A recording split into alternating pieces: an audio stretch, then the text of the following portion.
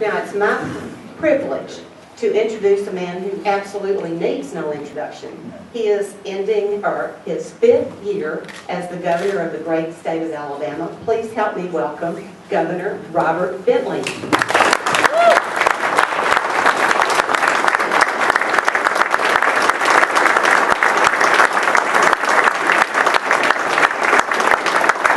Well, good morning, everybody. I've had 2/3 of a cup of coffee and a biscuit, so I'm ready to go.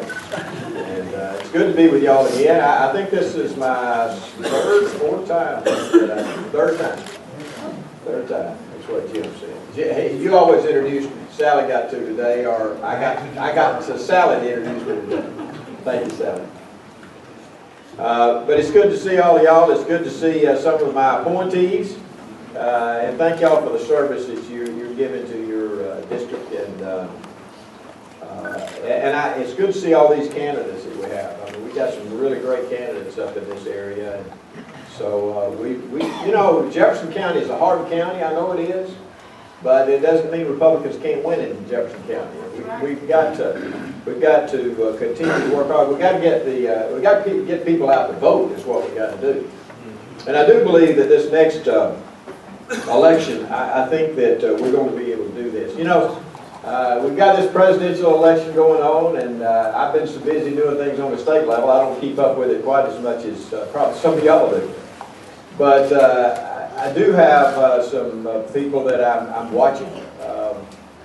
I think we have a potpourri of candidates. I guess that's a nice way of saying it. But it's good. It's good to have a variety of candidates, and all of them they all look quality. So, you know, I have my particular candidate that I'm pushing, but you know, we have some good quality candidates there, and we just need to support the one that you feel can be the best president. See, I believe that we've got to elect a candidate. We've got to elect a president who can solve problems. That really is what it boils down to. You know, one of the things that we do as Republicans, and Democrats do it too, we tend to get excited when we're against something. You know, we have a lot of people that are against things, and just being against things doesn't solve problems. You know, you can be against things all day long, but if you don't have a solution for them, you really haven't done the people that you serve a service.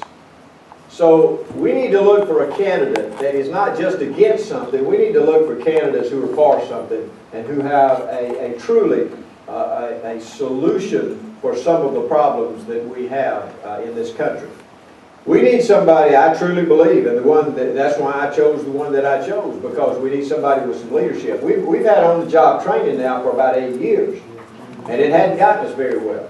It hasn't served us very well, and we haven't gotten very far with that. So we need somebody who really has some experience in running things, running a government or running a business, whatever it is. But we need somebody who really has not on-the-job training, because that's what we have right now. He just hasn't been trained very well. You know, our thoughts and prayers too, and I want to go back to what Joan, were you saying that a while ago about somebody was talking about? Oh, John, you were talking in your prayer. You were praying for the people of France. You know, there are people out there, folks, that don't like freedom. They don't like democracy. They don't like what the type of governments we have, and they sure don't like us if we're Christians or Jewish. And so there are people out there that just hate us.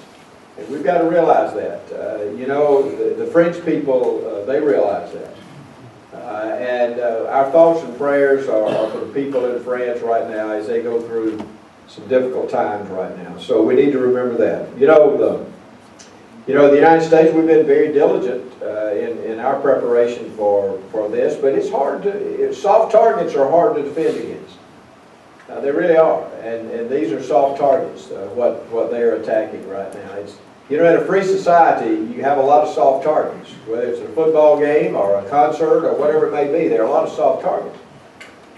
In Alabama, I've been over the last, since this started yesterday, Leah, our law enforcement, they've continued to keep me up to date on everything that's going on in this state. And, you know, I can tell y'all right now, I mean, we have our fusion center in the state which really monitors so many things that y'all don't even know about.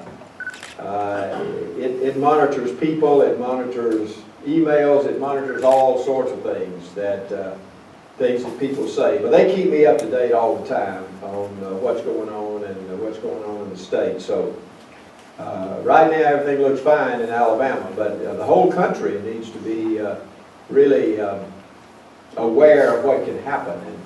And like I say, we have good law enforcement in Alabama, and so they do a very good job. Let's get back to what we were talking about. Let's get back to solving problems. You know, when I came into office in 2011, you know, we had a lot of problems. And y'all know that. We still have a lot of problems. But we have fewer now than we had then. You know, we were totally broke when we came into office. I mean, absolutely, totally broke. Every rainy day fund had been borrowed out. You know, all the stimulus money, the $4 billion. And if you think $4 billion can create jobs in the state, you just see how many jobs were created by the $4 billion of stimulus money. Zero. Okay? Zero jobs.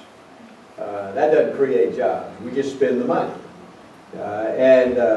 So we had all of this that was going on, and our state government really looked like it was okay with the $4 billion, because we just propped up state government with the stimulus money. I mean, I was in the legislature. Paul was in the legislature then. You know, we were in the legislature. We funded our budgets with stimulus dollars. We funded Medicaid with stimulus dollars. You know, that went away. It was gone when I came into office. Sometimes I wish we'd had a little, but not really.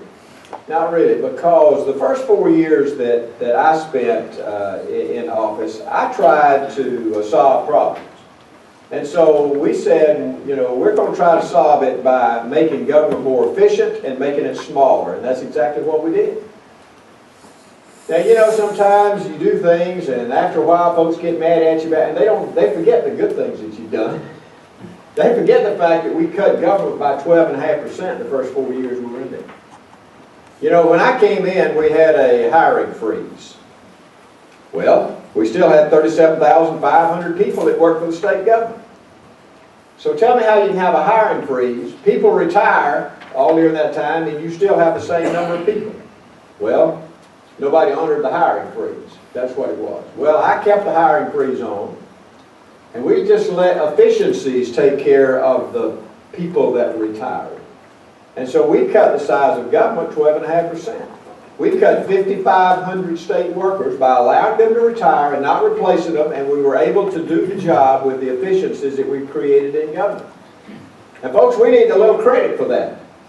I'm telling you, I'm not running again, so I don't want you to brag on me. But I'm telling you, you know, when you ask us to do things and we do those things, then we need to say, hey, that's good.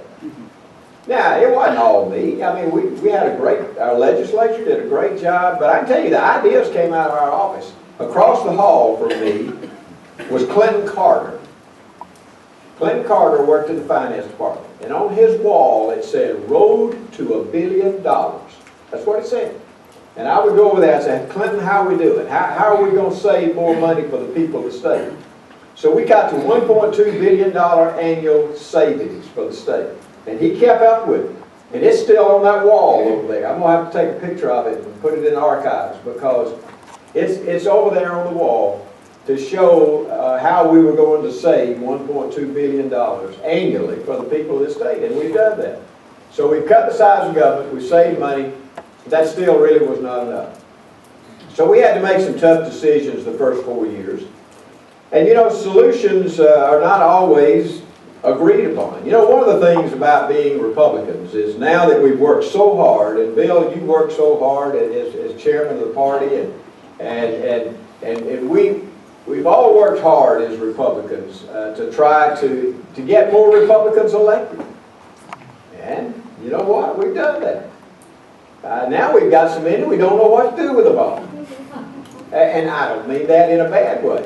I mean it in a good way. Because let me tell you, that when you have a supermajority, which we have right now, you're going to have different philosophies within that supermajority. Now folks, that's okay. It's okay. It's okay if we disagree on certain avenues of solutions. There's nothing wrong with that. And we ought to accept that and accept each other without tearing each other apart. Without calling somebody a rhino just because you disagree with them on something. All right? We don't need to be doing that as Republicans. I mean, we need to accept people because there are differences of opinion, and we just need to accept that. You know, if we call everybody a rhino that we disagree with, then Ronald Reagan would have been the biggest rhino this country's ever had. And I think he's the greatest president we ever had. And the reason I say that is because, you know, when he came into office, he said, we're going to cut taxes. And they did. They cut it to 28%, the level that we pay, the upper limit on our income tax. Cut it to 28%. Cut capital gains to 15%. Well, that was in 1981. Well, by 1982, we were bleeding red ink. And we were getting in trouble. The country was getting in trouble. So Reagan saw that, and they didn't push the income tax up, but they pushed 11 other taxes over the next few years, and they raised taxes to make up that difference. Now, Reagan pushed for that. You know, Reagan pushed for raising taxes because he realized that you had to get it right, and it wasn't right. So, you know, Reagan raised taxes. He was for that because he knew that they had to do it to get things under control. You have to have, honestly, you have to have taxes to run government. You do. And so Reagan would have been called a rhino. You know what? Right now, we're going through all this about immigration. Well, Reagan gave amnesty to 6 million Americans that were illegal. All right, now right now, man, you would, what would we be talking about Ronald Reagan? Raising taxes and giving amnesty. Well, most of y'all feel like Reagan was a great president, don't you? I bet you everyone in here would have said Reagan was a great president, probably the best president we've ever had. But he had to make tough decisions. That's it, folks. It's easy being a candidate. Candidates can say anything they want to. They can say anything they want to. But once you get in office, you've got to make some tough decisions. And they may not always be what people think. They may not all, but once you get in office, you see the whole picture. You see these guys right here. Joe and Jimmy, when they came into office and they looked at what was going on in Jefferson County, they realized that we really had to probably declare bankruptcy, didn't we? And y'all tried and tried and tried and tried to keep that from happening, but they had to make some tough decisions. And they did that. And now, over a period of time, because of the tough decisions that these guys made, Jefferson County is coming out of that. And Jefferson County is starting to boom and to do well. And it's going to be a great economic factor here in this county. Because now we're out of that. And people who look at this county look at it differently now. They see that we went through difficult times. These guys worked hard, and they did a great job, and it's helping us come out of it. And so I'm proud of what these guys have done. But they make tough decisions, and they weren't necessarily popular decisions. And some of y'all disagreed with what they were doing, didn't you?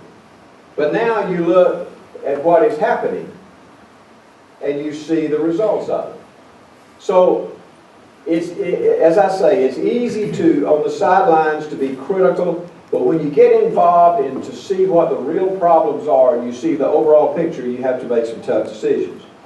And that's what I think is going to happen to our country. I think we're going to have a president that is willing to truly make some tough decisions. Now, the president can't do everything. He's got to have Congress, and the Lord have mercy, Congress is just, I think it's got an approval rating of about 3% or something like that. It's sure not very popular. But you have to have both, and you have to be willing to work with Congress, just like I have to work with the legislature. So you have to work together to solve the problems.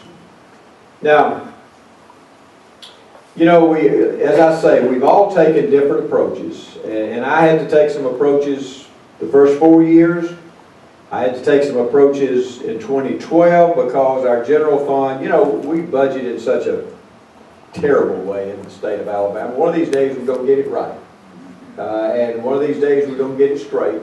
And what I wanted to do this year is I wanted to do two things. I tried to raise some revenue. I was like Reagan. We just had to have it. I mean, we're the lowest tax state in the country. I like to be the lowest tax state. But you have to have at least a little bit of taxes to run government. But I also want to fundamentally change the way we budget, and we needed to get some growth money over in the general fund. And if we don't do that, and we did do that, the legislature, we had some good support from these guys that are here today, David and Danny, and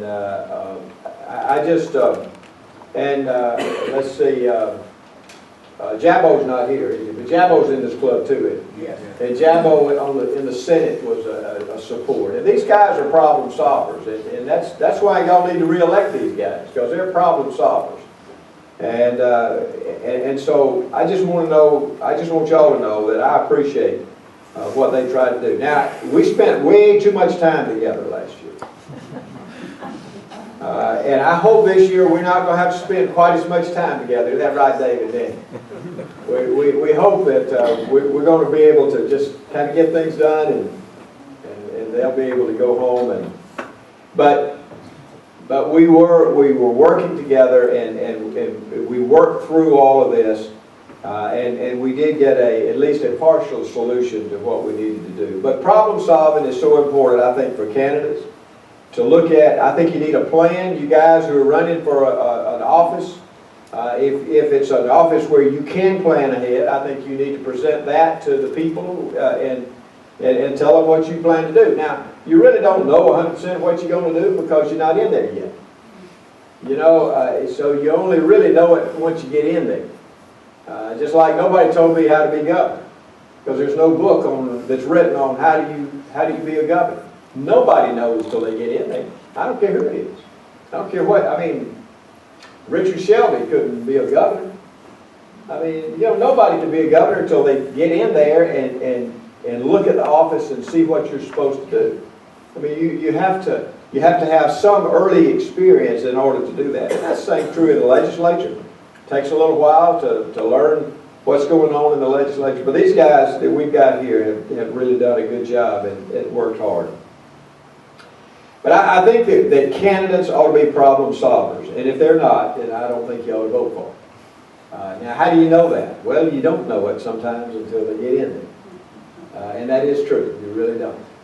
I have, in my first 4 years, I truly think that my decision-making period was probably judged most when I dealt with the loss of 254 people in one day, and then the long-term recovery of 2/3 of the North Alabama, when I had to deal with all the natural disasters. I think natural disasters probably define a governor or even a president, because it hurt Reagan, don't you remember?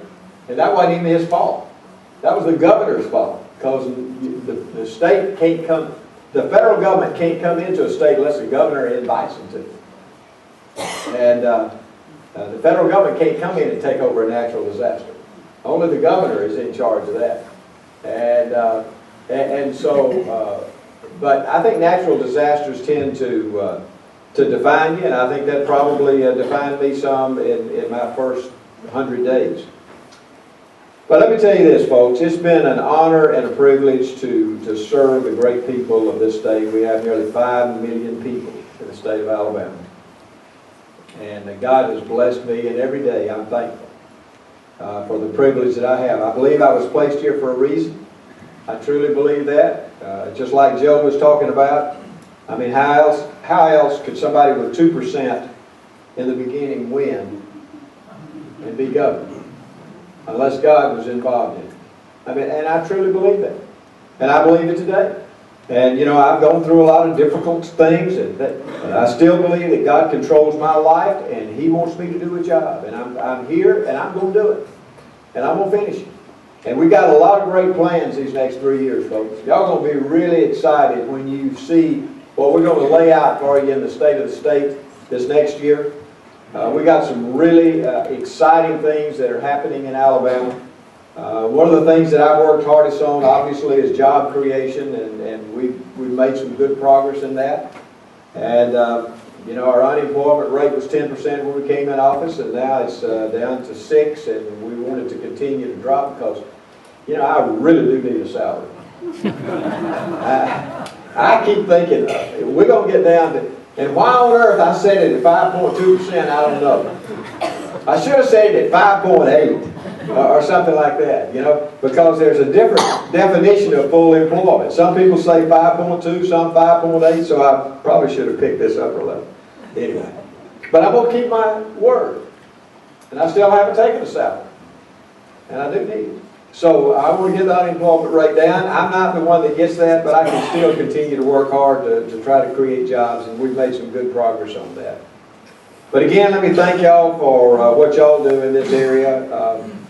Y'all have a great party here. This is a great organization that you have, and let's continue to work together. Let's continue to encourage each other, even when we don't agree on some things. Let's agree agreeably. Let's disagree agreeably, and not get upset with each other, because you know, people have, as I say, different avenues to get to the same goal, and let's don't get so rigid in our thinking that we can't allow other people to go a little different route to get to where we want to go. Because our ultimate goal ought to be one thing, and that's all, one thing only. And that's to make the lives of the people of the state of Alabama better. And as Republicans, that ought to be our goal. Our goal ought to be for every Alabamian, even those that didn't vote for us. Once we get in office, we become, I'm the governor of everybody. I'm the governor of people in Wilcox County that voted 20% for me. And the first industry I recruited was Golden Dragon Copper Tubing, with 300 new jobs in the poorest county in America. So, and I'm proud of that, because when we make those parts of the state better, the whole state's better. And so, as Republicans, we need to look at what can make the people's lives of the state better. All the people. And we have a conservative way to get there. We all do, as Republicans. And we may disagree on how we get there, but here again, I want to say this. We should be a Big Ten party, and if we're not a Big Ten party, I hate to say this, but if we're not a Big Ten party in America, and we don't really talk directly to the average American, just like the average Alabama. That's how I got elected, folks. I got elected because the average Alabamian voted for me. All right? If we don't really connect with the average American in the next race for president, then Hillary Clinton's going to be the next president. And so I'm just telling you, you better find a candidate that connects with people. You know, in the last race, it was asked, they said, who can handle the economy the best? Because that was the number one issue. 70% of the people in this country said that Mitt Romney could handle the economy better than Barack Obama. 70%. Did they vote for him? No. They voted for Barack Obama because 70% of the people said that Barack Obama cared more about them as people. Okay? People vote with the heart. They don't vote always with the head.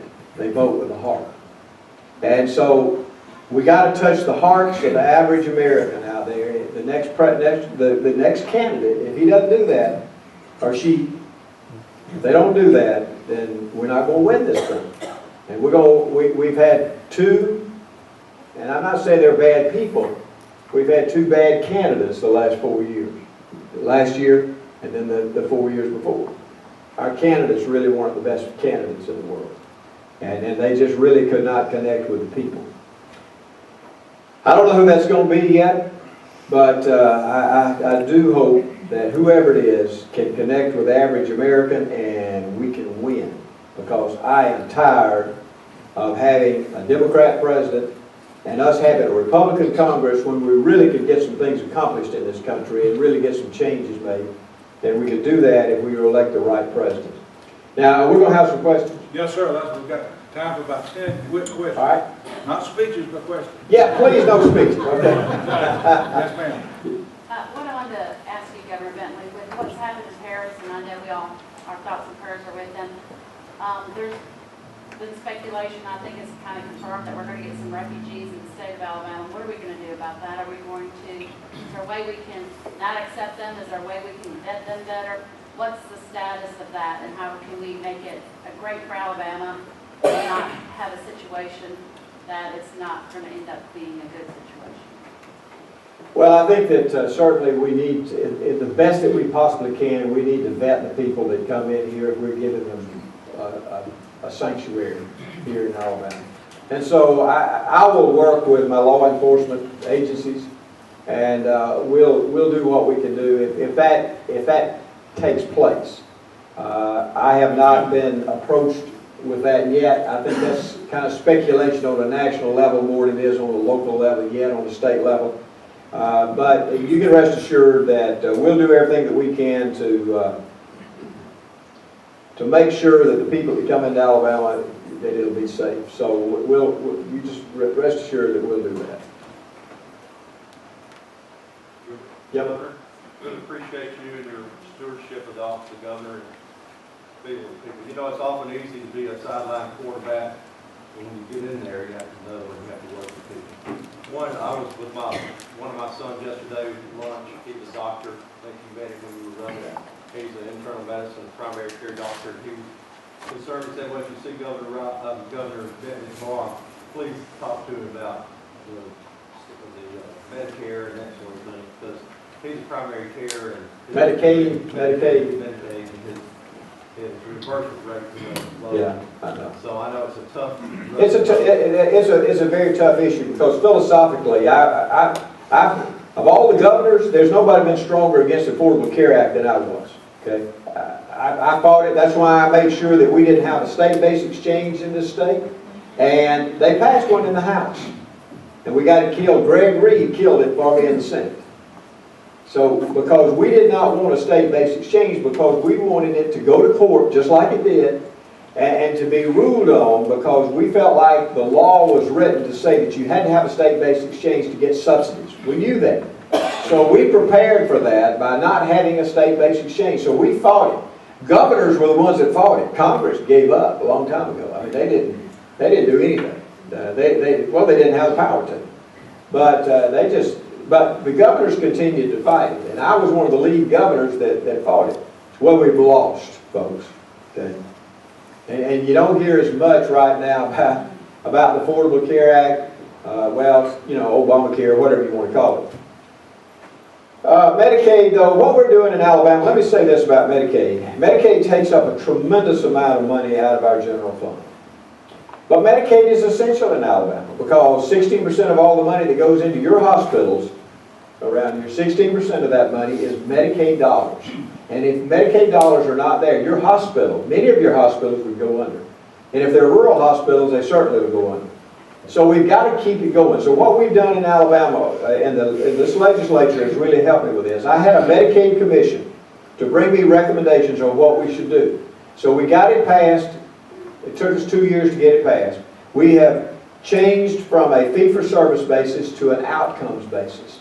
And we're managing Medicaid patients, making sure they don't go to the emergency room, making sure that, that if they're diabetic, their A1C is checked, and all these things that you need to do. So we manage the patients. We're applying for 1115 waiver from the federal government, which will help us institute these regional care organizations around the state.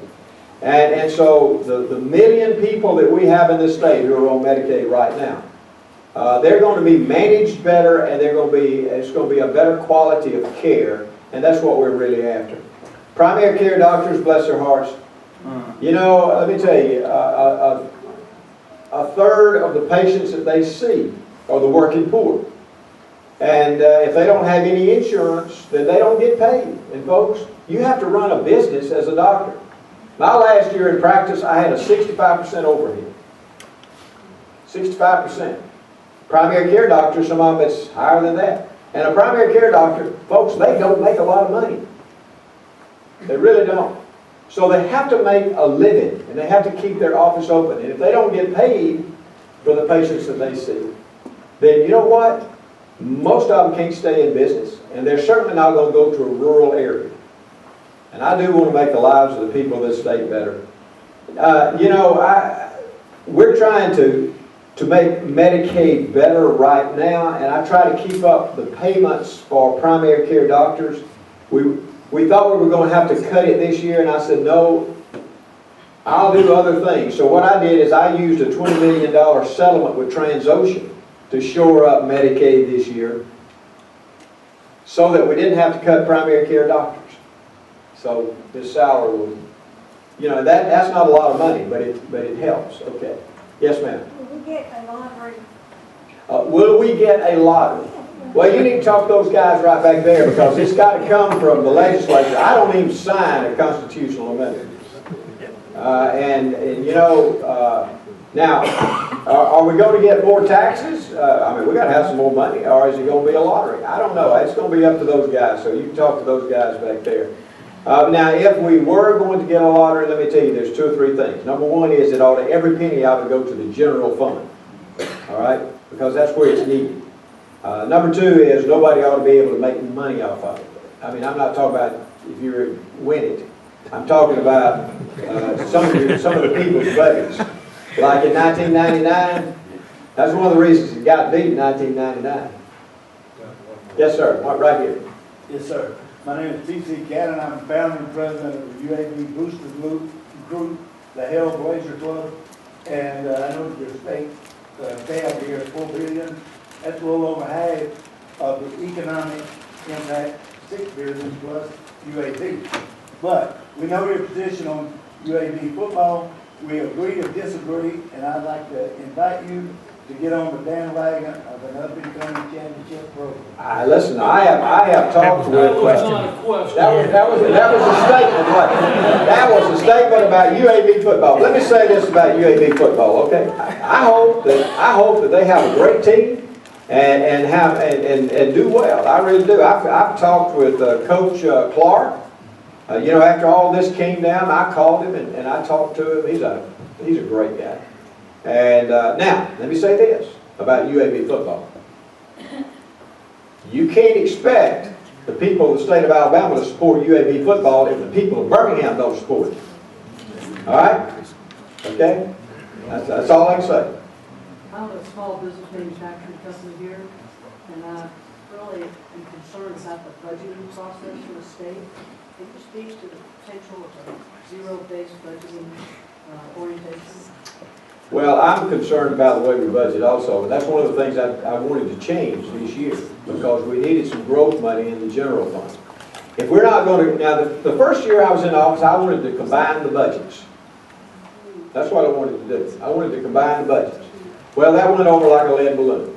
All right? So, sometimes if you lose on something, you back up and you go another route, and that's what I've done. So I wanted to combine the budgets because I felt like we're only one of two states that have 2 budgets. Everybody else have 1 budget.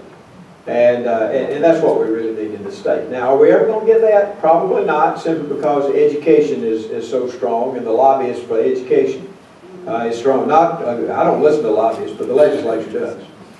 And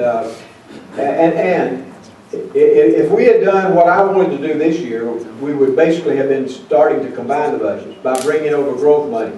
The use tax, I wanted to bring over all the use tax, and we brought over 53% of it. But I wanted to bring over all of it. But I wanted to replace it also. I didn't want education to be hurt, but you've got to have growth money. The economy is doing so well right now. I mean, it's not as good as it could be, but it's doing well. It's the best it's done since 2008. But when the economy does well, it doesn't help the general fund because we have no growth dollars in it. We do now, we have some. And we're getting some. But I can tell you, before we got some of the growth money over there, it didn't matter if the economy picked up 20%. The general fund didn't pick up because those are not growth dollars on that side. So we have to do that, and I wanted to fundamentally change the way we budget. And we did that somewhat. And I think that's the route we're going to have to take right there. All right. Okay, that's it. All right, guys. Listen, I want to thank y'all for letting me come. And this weekend, I'm going to be here in Birmingham. I'm going to be here the whole weekend, in fact. We're at down in Sheraton, downtown. We're having the Southeastern United States group, Southeastern states meeting with the Japanese ambassador and the Japanese people. We call it SUS Japan. And we have it here about every 10 years, and we're hosting it here in Alabama because we have a lot of Japanese companies, good companies. Japanese companies are good companies, and so we have a lot of here in Alabama. That's what I'm going to be doing up here, and it's going to help hopefully create more jobs. So that's what we're trying to do. So thank y'all for letting me be here with you, and God bless you.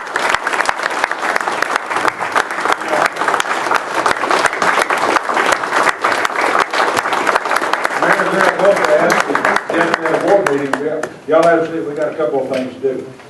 Mayor Zaragoza asked me about how many people will be here. I said, I figure about 80 because you got about 100,000 people going to Lee County, about 10 or 20 going over to Starkville. We've had a record crowd, right, of about 120 people. And Governor, you told them. Your charisma charm. John Palmer, This book one of you guys was written and developed by Bill Boyd. He was an active member of our club here. Bill Boyd was also chairman of Veterans Day for 3 decades. He put this book together in honor of Raymond Weeks. And there's a little description in there, and I want you to read the crowd, what I told you. That said, I voted for you, and I love you. I do.